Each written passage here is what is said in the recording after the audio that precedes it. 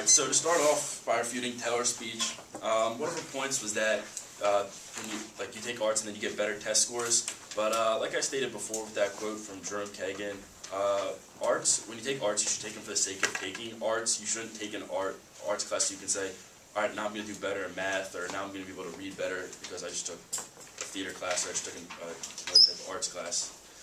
And then also, according to Taylor's survey, she said that, when she surveyed people, they were all theater-based people. So the problem with this doesn't include any athletes, or if you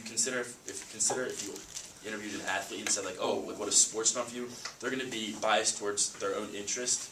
So, but no matter what your interest is, you're just gonna say how that has changed you and how that has shaped you.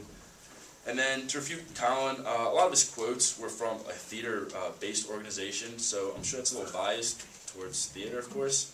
So, as stated numerous times before, the negative side is not against arts education, but the idea of making it mandatory in all public schools.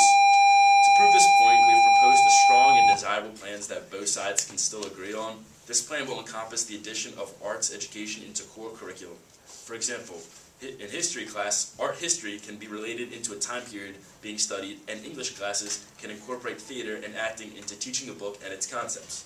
This plan not only helps save time and money, but also helps to make core subject classes more interesting, which can often drag on and become boring to the student. Furthermore, this would make the students more well-rounded in the information being taught and would allow them to relate to it much easier. Changing the policy to mandate arts education in all public schools is unnecessary.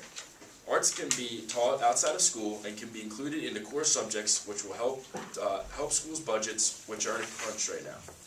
A policy and concept like this is in the best interest of all the students. This is the direction that we need to go, and for these reasons, I urge you to strongly vote negative.